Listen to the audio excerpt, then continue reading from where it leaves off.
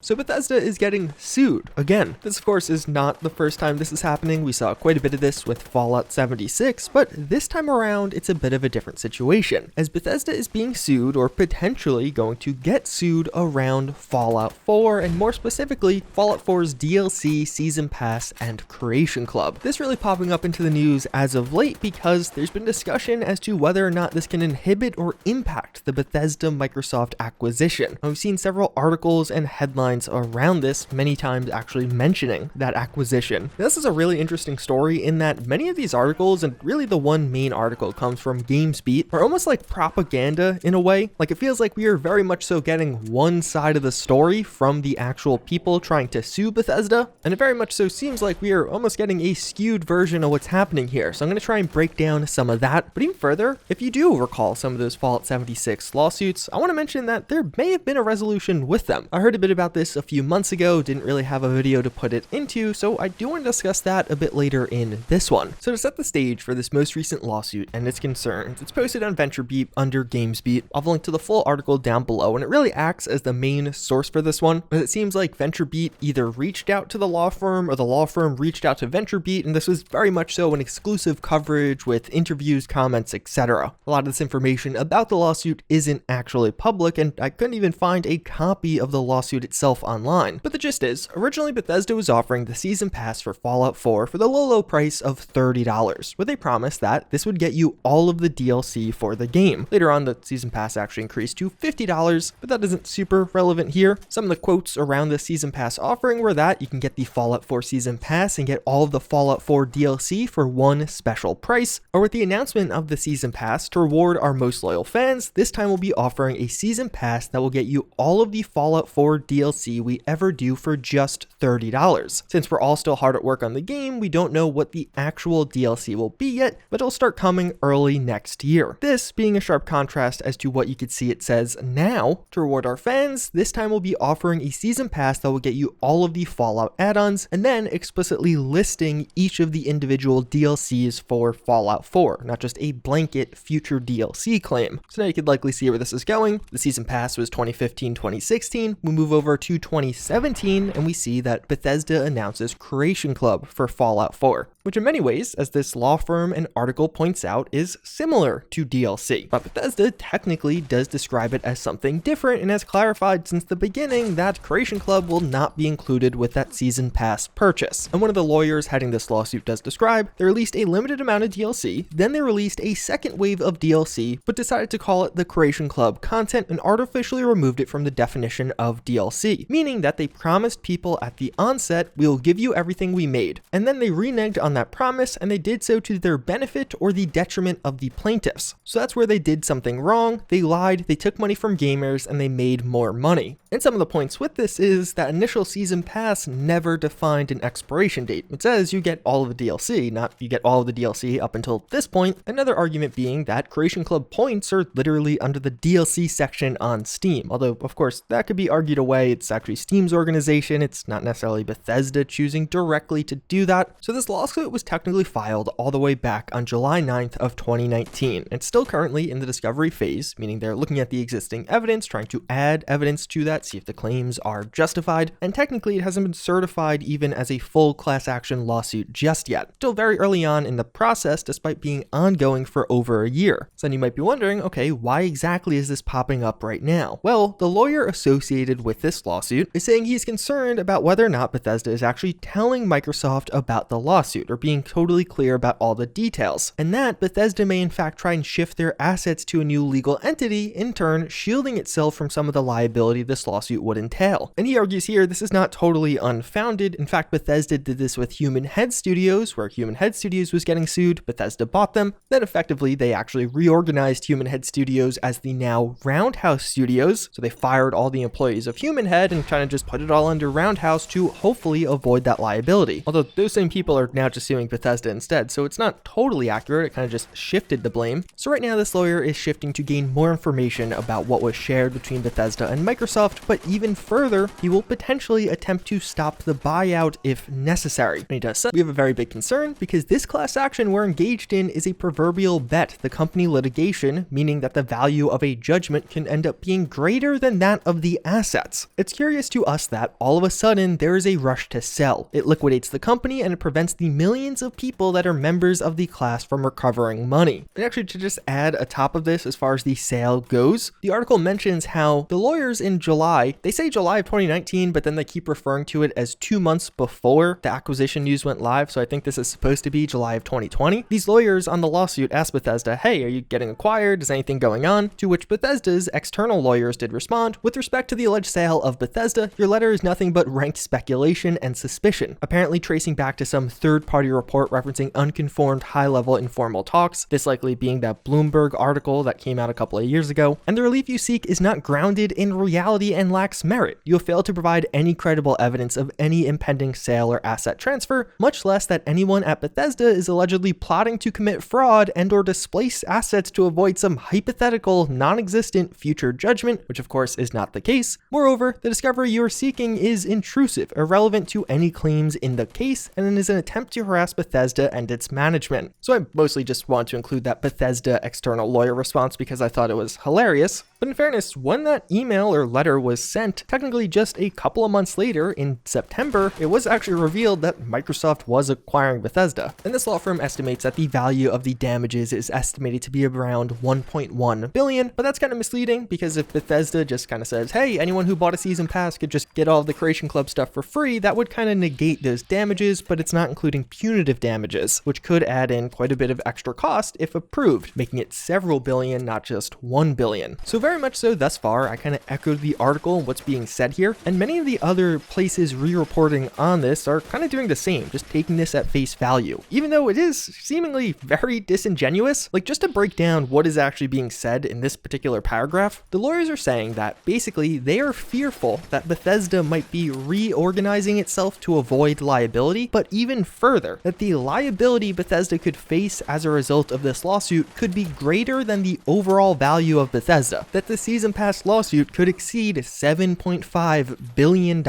which I'm just going to go out on a whim and say, no, that's almost certainly not true. A good analysis on this is a video by Hoke Law. I did watch it before making this, but really what's being said here is this lawyer thinks Bethesda is rushing to sell because they're so scared of this lawsuit that's been going on for a year and is still in the discovery phase and still technically hasn't even been certified, where he thinks it's going to be worth over $7.5 billion.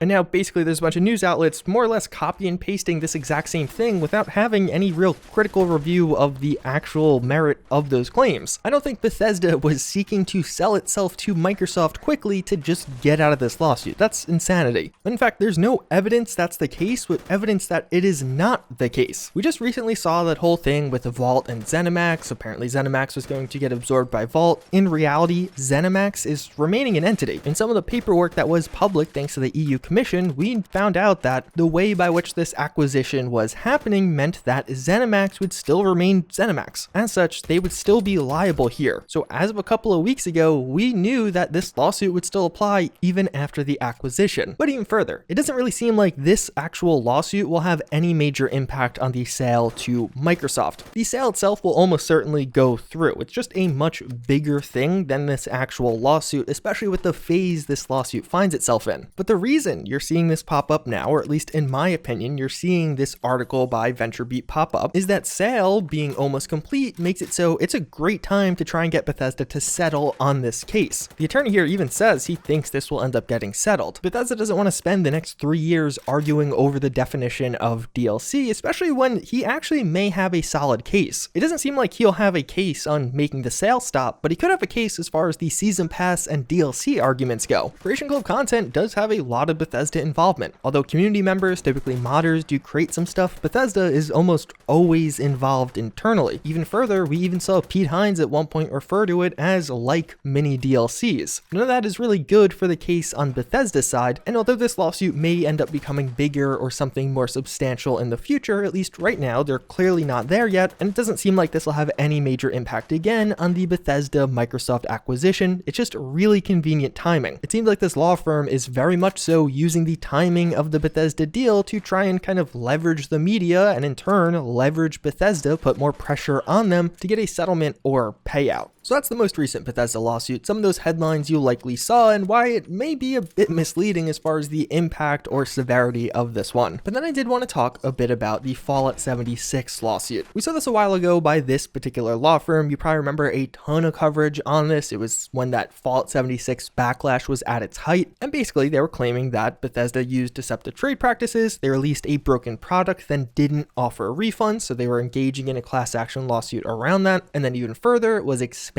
with the collector's edition not including a canvas bag, even though it was advertised as including a canvas bag. And back then in 2018, they were accepting people who would fill out a form, describe your experience with it, and perhaps get money at the end. Well, it seems like they may have actually just gotten some money, as late last year I got this tweet. This being totally public on Twitter, I'll link to it down below, and it does say, to settle your claims related to Fallout 76, Zenimax will pay you between $80 and $100, depending on how many clients accept the settlement, which the name of the law firm, that's hard to pronounce, believes is greater than or equal to the amount of money that people paid to purchase the Fallout 76 game. In exchange, you agree to forfeit access to the Fallout 76 game that you purchased, agree to a standard form agreement releasing Zenimax from any claims they might have against it, and agree to keep your settlement confidential. This person happened to break that last part. You may always purchase another copy of Fallout 76 again if you wish to play it again. So if this is to be believed, and I couldn't actually verify it, I reached out to the law firm, they basically said they can't comment on it, then the settlement, at least around those refunds for the base game itself, were actually successful, and people got their money back in one way or another. Just wanted to add at the end here, again, I don't know if this is 100% true, it could be fake, it could be real. To me, it definitely seems more realistic, but I haven't seen any other coverage or even any other reports of people getting this email and getting money back. The person here did mention that they filled out that form back in 2018 and we're just getting this response now. Either way though, that is Bethesda's current situation. Hopefully in the coming weeks we'll have more to talk about this potential Microsoft Bethesda event, hopefully some more Starfield details getting mentioned. But with that said, I thank you all again for watching and I hope to see you all next time. Later.